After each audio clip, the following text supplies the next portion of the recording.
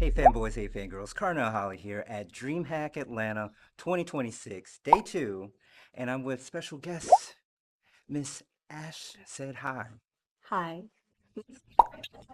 Listen, I have to do it every Right. It's on brand.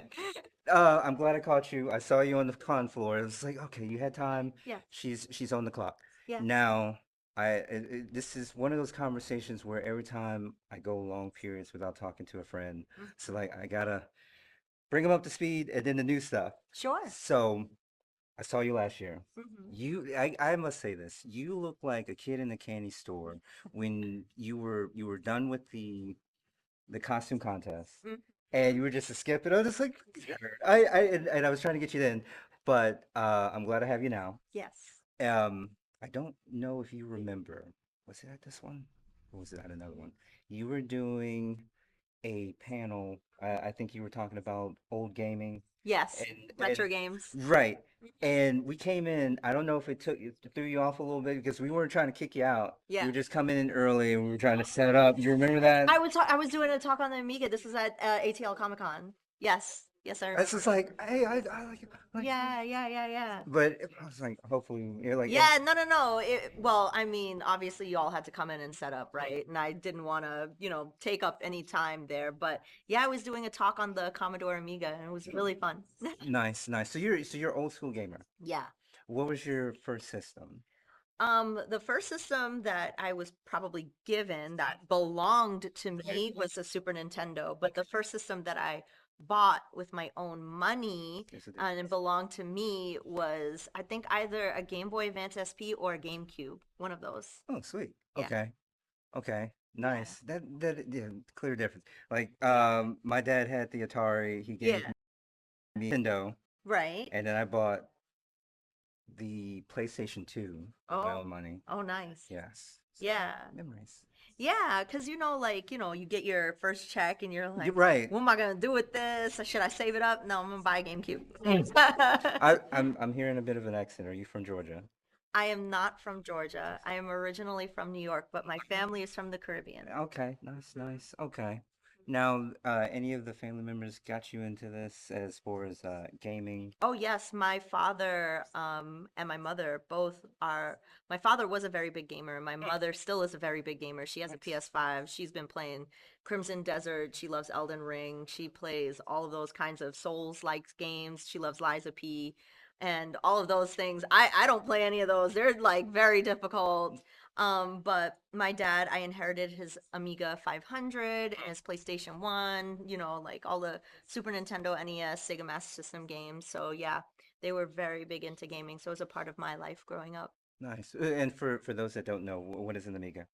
The Commodore Amiga is a computer system that came out in the mid 1980s, and it was created by Commodore, which is an American company.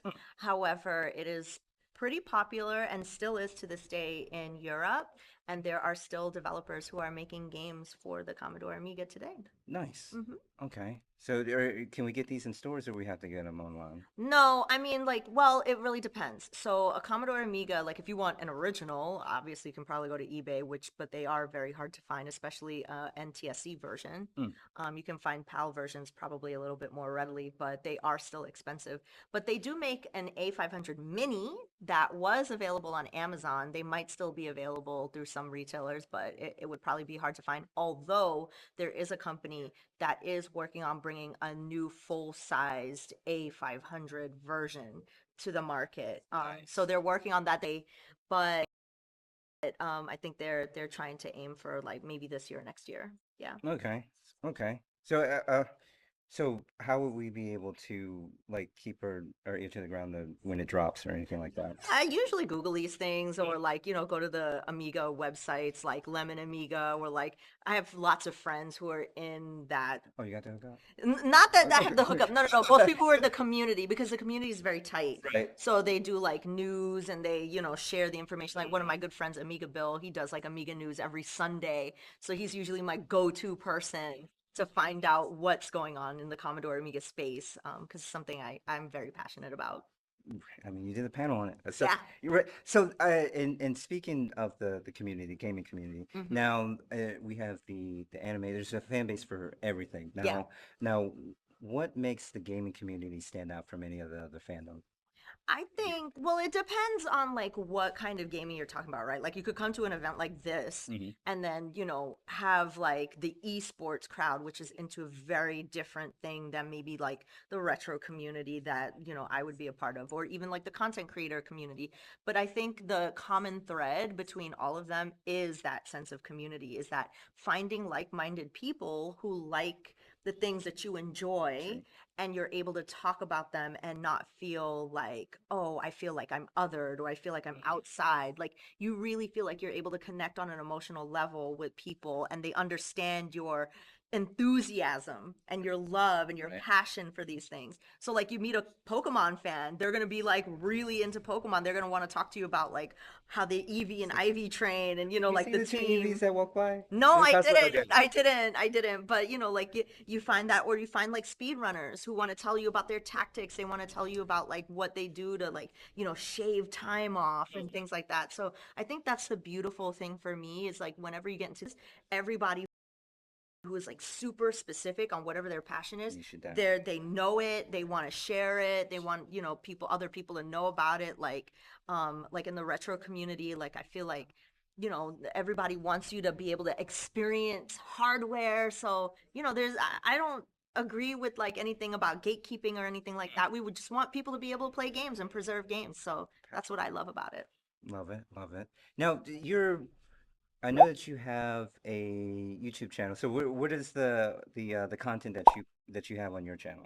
So I primarily stream on Twitch and I primarily do retro gaming or Nintendo content, or indie games that have a retro vibe. But I usually upload my Twitch VODs to YouTube. However, I am working towards creating more curated content on YouTube that's going to focus on more, retro games, interviews, and, whenever I come to an event like this, showcasing my experience and stuff like that. Like I have a Sony Handycam and I took it to PAX East this year. Nice. And everybody was like, "Oh my God, is that real?" And it had like a high 8 cassette in it, so it had that nice grain. And everybody was like, "Oh my gosh, like I remember that camera. I had one when I was a kid." And it was like the joy that people got from the reaction of just seeing the camera. I think that was enough, but just being able to experience the show and be able to record it from that lens was really fun. Nice. So, because I'm thinking of two cameras. So not the mini tapes, but the No, the half VHS. yeah, the high Oh, the high 8s, which are like this big. okay. Yeah, they're like that big. Yeah. Okay. I had my dad had that. I used that. I had a secondary cam Yeah. that I Not the bought. mini, like not the mini No, ones, no. not those. This Yeah. was digital, Yeah. but kind of still had the old school feel. Yeah. Yeah, that's nice. Yeah. Are you bringing back? Okay. Yeah. No, because you go to a lot of conventions. Because I I do. think I saw you I'm usually at the DreamHack. Sonic. You're Oh a yeah, Sonic Sonic fan. Expo. Yeah, I was there. Yeah, I was definitely there last year, in Atlanta. But yeah, Sonic Expo. PAX, DreamHack, TwitchCon, And what's PAX again? Penny Arcade Expo. That's the one Okay. that happens. They do one in Boston and they do West, which is in Seattle, and Okay. they do the tabletop one, which I think is in Philly. I don't know if they still do the ones in Australia, but they did ones over there. But yeah, it's basically gaming and tabletop and like Magic the Gathering and like D&D and all that kind of stuff. So, but a lot of indie games and a lot of like Nintendo usually goes and things like that. So it's pretty cool. You got me though. Like, I'm thinking. Okay. Have you played the original Contra? Yes, Okay. yes. Would you be able to complete it without the 30 lives? I think I would definitely struggle. Okay. I think I would struggle. I think I would probably game over a few times and then like after I find my rhythm, I might be able to do it. Okay. Yeah. Memorizing everything as you go. Okay. Yeah, yeah, yeah. Nice. Yeah. Okay. Because I just started thinking about it. It's like, I wonder how far we would go if we were playing right now. Yeah. I really enjoy that game. Yeah. Now, as far as the event last year that just happened to be on Halloween. Mhm. Now, Dwight Howard was here. What was Yeah. that surprise experience was? Oh, Dwight was hilarious. He tried to convince me that he was Rick James. And he kept saying, "I'm Rick James." I'm like, "Dwight." Did he say the whole he said the whole thing? No, he didn't say the whole thing. But, he was really funny. It was very fun working with him and being on stage with him. He's a goofball, so it was really cool. Definitely brought a lot of laughs to the crowd. So, Nice, yeah. nice. Ashlina, Yeah, I was just looking for Ashlina when you ran into me. because she was up on The creator stage. right. Yeah. I think the one before, Yeah, and before Snooki. Yeah. I saw because she said so many nice things. Yeah. I don't know if you had a chance to see the interview, but she was just like, oh man, there was so much love. Yeah, I love her. She's like, yeah, she's really wonderful. Nice. Do y'all have you collaborated before prior Oh, to? yeah, no, yeah, yeah, yeah. Well, we worked for a year and a half together on the guilds. So Ashlina was leader of the Twitch Latin Guild, and I was a leader of the Twitch Women's Guild. Nice. So we had a whole wonderful year and a half of working together. Nice, Yeah. nice. Okay, okay. You got my brain moving.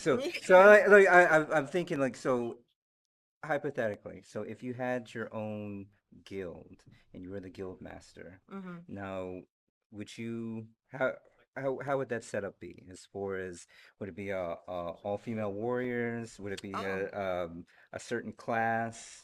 I don't know. That's a good question. I think I would probably have to do like a magic user guild. Okay. Yeah, I love, magic. It like whenever I play a game, I tend to go with those kind of characters. If I don't go with a warrior, but Nice. yeah, Okay. that's The what I would go range. with. Yeah. No. Nice. Okay. Love it. Love it. Yeah. So, as far as your lineup for since you're not hosting, what do you have planned for I this week? I am Oh, hosting. right. Just Yeah, not that's why the conflict. yeah, yeah, I do. She's on the clock. Yeah, I am on the clock, but I am hosting all weekend long the DreamHack main stage area.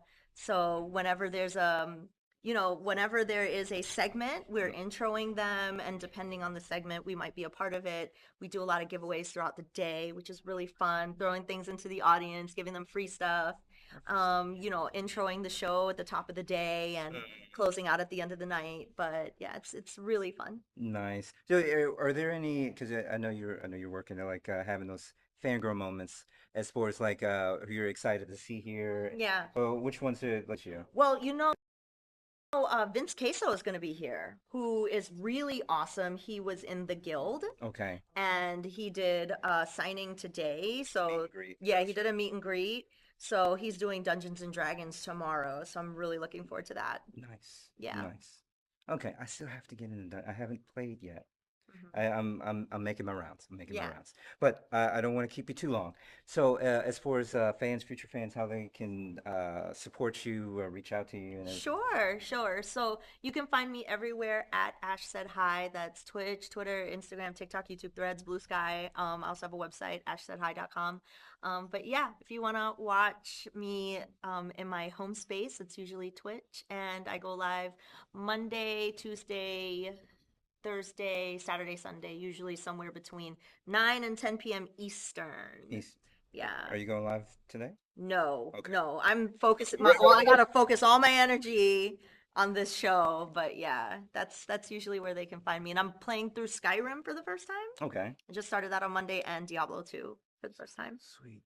Yeah. I don't think I finished three, but yes, awesome.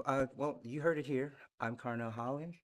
You're watching Carnell Holley Pictures, and this is Ash Said Hi. Ah, bye.